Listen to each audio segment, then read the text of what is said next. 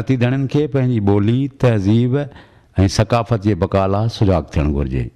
सिंधी ॿोली क़ौमी ॿोली जागरता मुहिम जो मक़सदु सिंध जी अवाम खे ॿोलीअ ऐं धरतीअ खे दरपेश ख़तरनि बाबति आगाह करणु ऐं सुजाॻ करणु आहे।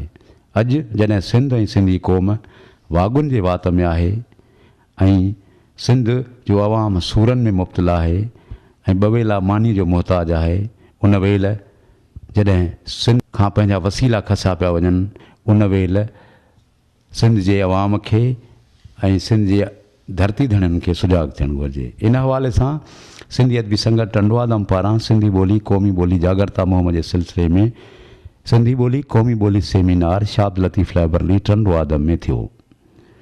सिंधी ॿोली क़ौमी ॿोली सेमिनार जी सदारत सिंध जे भलोड़ शाइर अदीब ऐं सिंधी अदबी संगत जे अॻूणे सेक्रेटरी जनरल ऐं लैंग्वेज अथॉरिटी जे सेक्रेटरी मोहतरम ताजो कई, जॾहिं त तक़रीब जा ख़ासि महिमान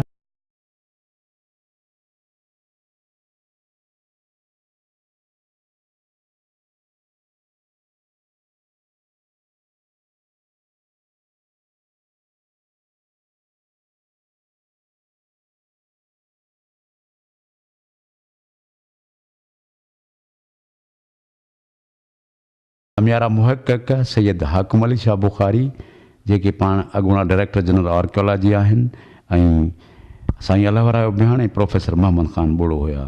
उन मौक़े ते एज़ाज़ी महिमाननि में चाचो ग़ुलाम मुर्तज़ा जूणे जो तहलका नाज़िम टंडो आदम शाह उबैद तिरमिज़ी ऐं मीर मलूक टालपुर हुआ। प्रोग्राम जी शुरूआति मुर्शिद लतीफ़ जे अमर बैतनि सां थी, जॾहिं त तिलावत कलाम पाक जी सादत ग़ुलाम मुस्तफ़ा उन हासिलु कई। उन मौक़े ते सिंधी अदबी संगत टंडवादम जे जॉइंट सेक्रेटरी आमिर साण महिमाननि खे भली कार चई, जॾहिं त प्रोग्राम जी कार्रवाई गुलसन लाइ।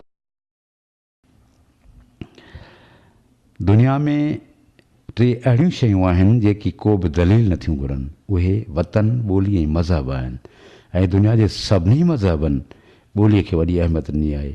असां सिंधी हिन काइनात में सदियुनि खां हिकु क़ौम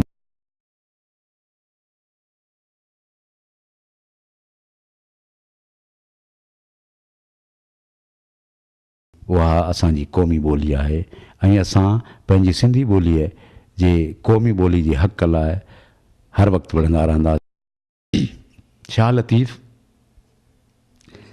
लतीफ़ सिंधी ॿोलीअ जी तहरीक शुरू कई ऐं अॼु जा अदीब शाइर ऐं अवाम सिंधी ॿोलीअ जा मुहाफ़िज़ वारिस ऐं वाहरू आहिनि। जेकॾहिं को पंहिंजे ॿोलीअ तां हथु खणे थो त खणे, असां पंहिंजी सिंधी ॿोलीअ क़ौमी ॿोलीअ तां कॾहिं बि हथु न खणंदासीं। सिंधी ॿोली असांजी क़ौमी ॿोली आहे। इहो हक़ु असांखे पाकिस्तान ठहण खां पहिरीं आहे, छो जो असां हिकु क़ौम आहियूं ऐं दुनिया जे क़ौमुनि खे काइनात जो मालिक रब ताला पाण ठाहियो आहे ऐं इहो हक़ु ख़ुदा ताला असांखे ॾिनो आहे त असां पंहिंजी ख़ुदा पारां ॾिनल ज़ुबान सिंधी ॿोलीअ जे बचाव लाइ हर वक़्तु कोशियां रहूं। असांखे वक़्त सां गॾोगॾु ॿोलीअ में वुसअत पैदा करणु घुरिजे ऐं अॼोके ग्लोबलाइज़ेशन जे दौर में ॿियनि दुनिया जे ॿोलियुनि सां कुल्हो कुल्हो में मिलाए हलण जी वुसअत ऐं ताक़त पैदा करणु घुरिजे।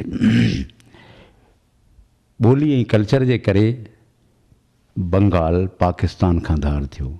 अॼु जॾहिं असां चऊं था त पाकिस्तान जे सभिनी ॿोलियुनि खे क़ौमी ॿोली करार ॾियो, सिंधी ॿोली सिंधू तहज़ीब जी अमीन आहे।